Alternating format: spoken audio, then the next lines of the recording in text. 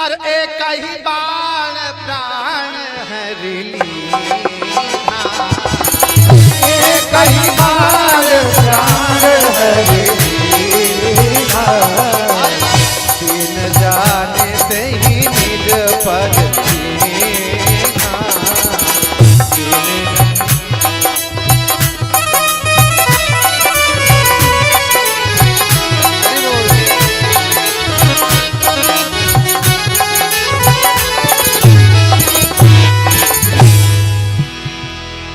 कही बाण, दूसरा बाण नहीं, प्राण हर लीना।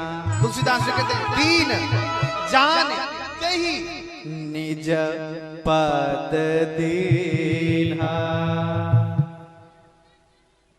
निज माने अपना, पद माने पद। राम जी का पद क्या है? राम जी भाइयों में सबसे बड़े हैं।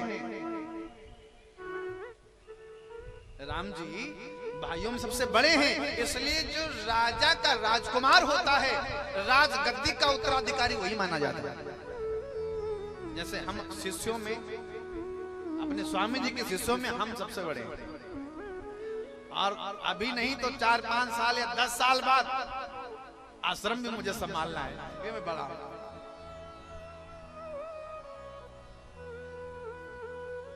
राम जी को राजा बनना था। अब तुलसीदास जी कहते हैं दीन जानते ही निज पद दीना, अपना पद दे दिया कि मैंने तुमको मारा है। और भगवान जब किसको मारते हैं तो पहले तार देते हैं। जब जब मारा तब तब तारा, राम हो यार घुराई रे, भजो राधे गोविंदा, राम नाम सुखदाई रे,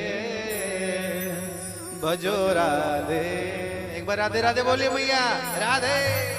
ये बात, जिसको मारते हैं कुछ विशेष देते हैं भगवान, अपना पद दे दिया। क्या कहा? जा मैं तुम्हें अयोध्या का राजा बना रहा। आप लोग सोचते हैं कि अयोध्या का राजा ताड़का ने कब राज किया? ताड़का ने राज भी किया है वो पूरे 14 साल के लिए।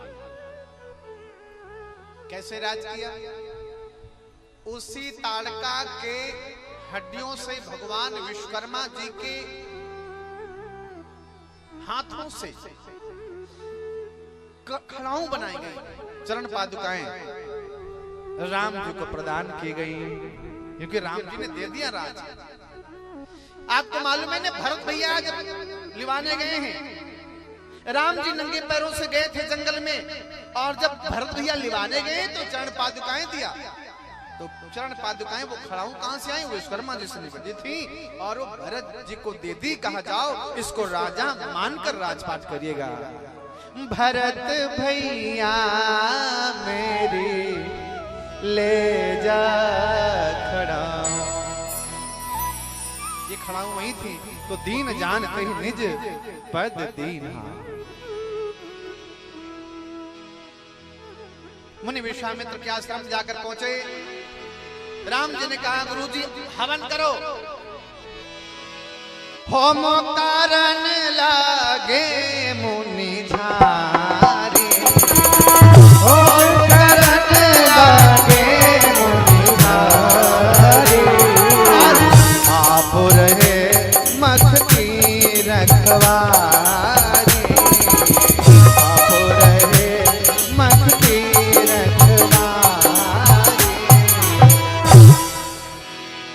स्वाहा स्वाहा करने लगे। जो ही स्वाहा स्वाहा हुआ तो नभमंडल में धुआं गया। नभमंडल में धुआं गया तो राक्षसों ने देखा, और राक्षसों ने देखा तो विचार किया। विचार क्या? बाबा का दिमाग खराब हो गया। मेरे लाख बनाने के बावजूद भी कोई हवन नहीं करेगा, कोई यज्ञ नहीं करेगा, जब कोई तीर्थ नहीं करेगा। फिर से हवन होने लगा तो मारिच सुबाहु बड़े बड़े राक्षस आए।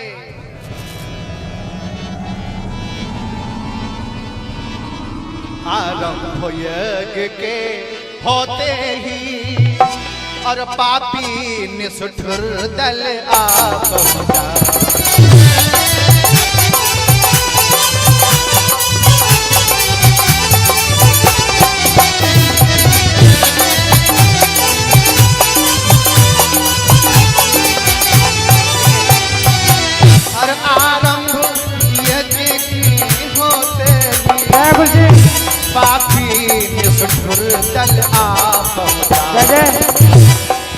अनुष्ठान में विघ्न रूप असुरों का मंडल आ पहुंचा।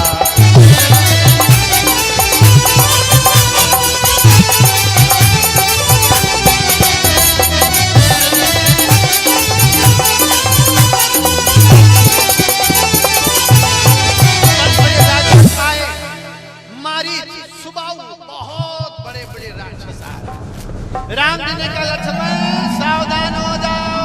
बोले क्यों भैया? बोले श्रीमान लोग आ रहे हैं, स्वागत करो स्वागत। निकाला धनुष बाण, किया अनुसंधान, छोड़ा राघव जी ने बाण मारा सुबाहु को,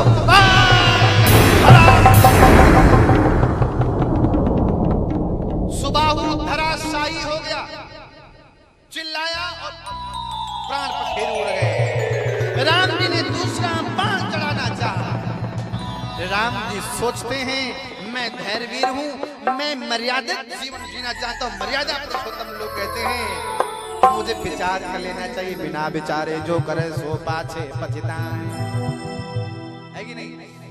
अच्छा विचारा क्यों?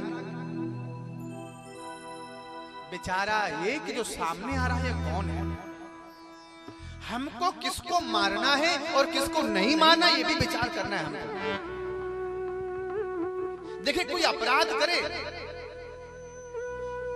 ये उसकी गलती, ये उसका पक्ष है। अगर आप संत हैं तो आपको क्षमा करना ही ये आपका स्वभाव होना चाहिए। राम जी ने सोचा मारूंगा नहीं, क्योंकि वो मारीच ये काम है, काम दुनिया को शिक्षा दे दिया कि काम को मैं ग्रस्त हूं, मेरे साथ पत्नी है, मेरे बच्चे भी होंगे, तो हम काम को मारेंगे नहीं, हम काम को दूर करेंगे। काम को ग्रस्त लोग काम को अगर मारेंगे तो परिवार कैसे होगा? इसलिए ग्रस्तों को चाहिए काम को मारना नहीं, काम को दूर करना चाहिए। तो आगे जो लोहे की गांसी थी फर, वो निकाल दिया और बाढ़ छोड़ दिया। मारीच के लगा सीने में, क्योंकि लोहा है नहीं, तो टांग लिया बाढ़ ने और ले जाकर जाता रहा, धड़ाम से समुद्र के उस पार पटक दिया जाएगा। पटका, पहले तो बड़ा देर तक मूर्छित रहा, फिर जब आंखें खुली, मैं कौन हूं, मैं कहां से आया, मैं यहां कैसे आ गया? फिर याद आया, ओ राघव जी ने बाण मारा है, मैं तो लंका की धरती पर हूं। 400 कोस, सब योजन, एक योजन बराबर 4 कोस, तो 400 योजन बराबर 400 कोस। राम जी के बाण में इतना साहस है कि 400 कोस ले जाकर, ये तो कोई गांसी नहीं थी, वो ना तो राम नाम सत्य था, वही कान में ठा के खाई तो खाई, दोबारा खाऊं तो राम दुआई, अब राम के आगे कभी नहीं आऊंगा। बोल रामचंद्र भगवान की। उद्धार करके यज्ञ की रक्षा भाई, हमको राम जी के विवाह की ओर जाना है, इसलिए समय ज्यादा नहीं लेंगे। एक चिट्ठी आती है, सदानंद जी को चिट्ठी मिलती है, और वो चिट्ठी, आप समझदार हो, आप सब जान गए वो चिट्ठी कहां से आई। कौन बताए चिट्ठी कहां से आई? मिथिला से चिट्ठी आई। चिट्ठी आई है मिथिला से चिट्ठी आई। बोला जनक जी महाराज की।